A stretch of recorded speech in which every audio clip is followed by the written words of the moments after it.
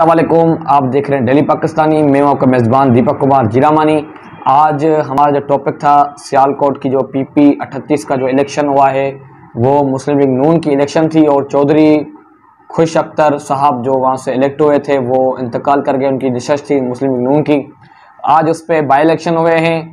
मुस्लिम league नून तकरीबन पंजाब के जितने भी बाई इलेक्शन हुई हैं जो मुस्लिम लीग नून की सीटें थी, MNA की थी या NPA की थी, वो दोबारा इलेक्ट होकर आए हैं।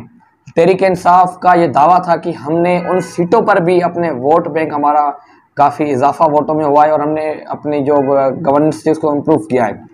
आज क्योंकि सरगो वहाँ पे जो आज़ाद कश्मीर की जो इलेक्शन हुई थी वहाँ पे भी तहरीक इंसाफ विन हो गई है और जो मुहाजिरीन की जो सीटें थी पंजाब की वो भी तहरीक इंसाफ तकरीबन सीटें जीत गई थी। सियालकोट का इलेक्शन हुआ, मुस्लिम लीग नून के लोगों ने दावा किया था कि पहले हमने 17,000 की लीड से तहरीक इंसाफ को शिकस्त दी, इस बार भी हम तहरीक इंसाफ को 17,000 की लीड से शिकस्त देंगे। लेकिन अफसोस इलेक्शन हुआ, मुस्लिम लीग नून खुद शिकस्त का उनको सामना करना पड़ा। आज ज़िमनी इंतखाबात में मैं सबसे पहले अपने नाजरीन को 2018 के जो इंतखाबात थे उसका रिज़ल्ट बता दूं, मुस्लिम लीग नून का, तहरीक इंसाफ का, और जो 2021 में बाई इलेक्शन हुआ है उसका भी मैं अपने नाजरीन को रिज़ल्ट बता दूँ, तहरीक इंसाफ का और मुस्लिम लीग नून का। मुस्लिम लीग नून का उम्मीदवार था चौधरी खुश अख्तर साहब जो अभी इंतकाल कर गए। उनकी नशस्त पर इलेक्शन हुआ है। 57,617 वोट लेके पहले नंबर पे वो आए थे। दूसरे नंबर पे सईद अहमद बली PTI की तरफ से खड़ा हुआ था, 40,531 वोट लेके वो दूसरे नंबर पे आया था। तहरीक इंसाफ 2018 की जो आम इंतखाबात हुए थे, लीड मुस्लिम लीग नून ने तहरीक इंसाफ को दी थी। 17,086 वोटों की लीड से मुस्लिम लीग नून का उम्मीदवार फातेह करार दिया गया था। अब आते हैं बाई इलेक्शन की तरफ।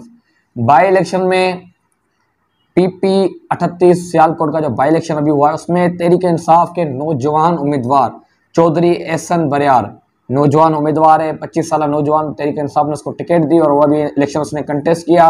उसने लिया है 60,588 उसने वोट लिए हैं। तहरीक इंसाफ के उम्मीदवार चौधरी एहसन बरियार साहब ने 60,588 उसने वोट लिए हैं। मुस्लिम लीग नून के जो उम्मीदवार थे तारिक सजानी जिसने 53,471 वोट लिए हैं और तहरीक इंसाफ ने अब ज़ाहिर 2018 में तहरीक इंसाफ की हुकूमत नहीं थी, आम इंतखाबात थे, उसमें तहरीक इंसाफ 17,000 की लीड से इलेक्शन हार गया था।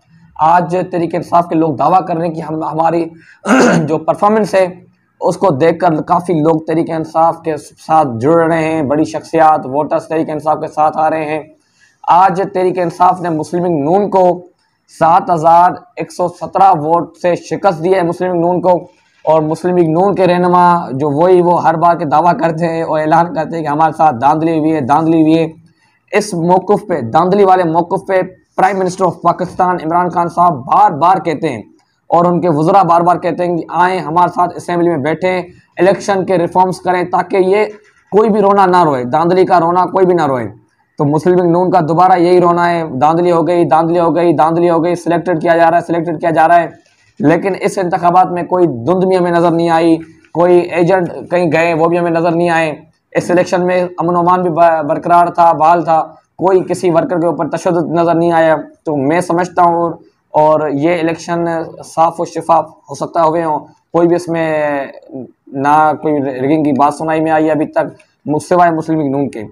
और पाकिस्तान पीपल्स पार्टी का जो हमने कल अपना व्लॉग बनाया था कि अरबाब गुलाम रहीम को क्यों PTI में शामिल किया गया है, आज उनको मावने खुसूसी इजाफी तौर पर उसको नामिनेट कर दिया गया है, मुकर्रर कर दिया गया, नोटिफिकेशन जारी हो चुका है, उस पर भी बात करेंगे।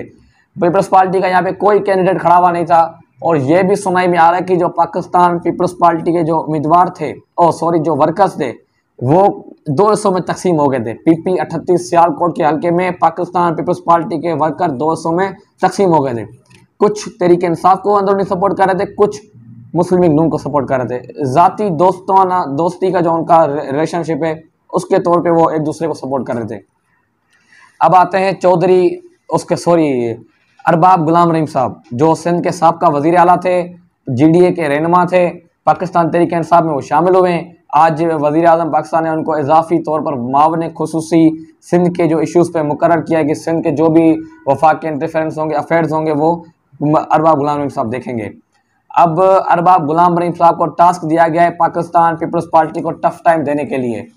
अब देखते हैं कि अरबाब गुलाम रहीम साहब पाकिस्तान पीपल्स पार्टी को टफ टाइम दे पाते हैं, वो शख्सियात पीटीआई में शामिल करा पाते हैं, या फिर जो सिंध में पोजीशन है पीटीआई की वही बरकरार रहेगी। क्योंकि याद रहे जो सेनेट इलेक्शन जो हुआ था उसमें तहरीक इंसाफ के 2 सूबा असेंबली के अरकान जो इंटीरियर सिंध से इलेक्ट होकर आए थे, बड़े अच्छे मार्जिन से वो इलेक्ट होकर आए थे। शहरियार शर साहब, असलम अबड़ो साहब, जो तहरीक इंसाफ की नाकिस कारकर्दगी, उन्होंने ये कहा था कि कारकर्दगी सिंध में तहरीक इंसाफ की बेहतर नहीं है, इसलिए हम पार्टी छोड़कर पीपल्स पार्टी में वो शामिल हो गए हैं। पीपल्स पार्टी में वो अपने हल्के में काम भी कर रहे हैं। जो सूबाई, जारी बात है पीपल्स पार्टी की सूबाई हुकूमत है, अब सूबाई हुकूमत उनको काम दे रही है। अब देखते हैं क्या अरबाब गुलाम रहीम साहब जो उनको टास्क दिया गया उसको अचीवमेंट कर पाते हैं या नहीं। और पाकिस्तान मुस्लिम लीग नून जारी बात है ये बार बार ये एलिगेशन लगा रही है इलेक्शन कमीशन पे रिगिंग का, कि हमारे साथ रिगिंग की गई है, धांधली की गई, हमारे उम्मीदवार के ऊपर, हमारे उम्मीदवार से धांधली की गई है और हमारे वोटों को छुपाया गया है। तब देखते हैं इलेक्शन कमीशन इस पर क्या नोटिस लेता है, क्या इन्होंने जो दरख्वास्त दी इलेक्शन कमीशन को उस पर कोई नोटिस होता है। आने वाले वक्त में देखते हैं। हमारे चैनल को देखते रहिए।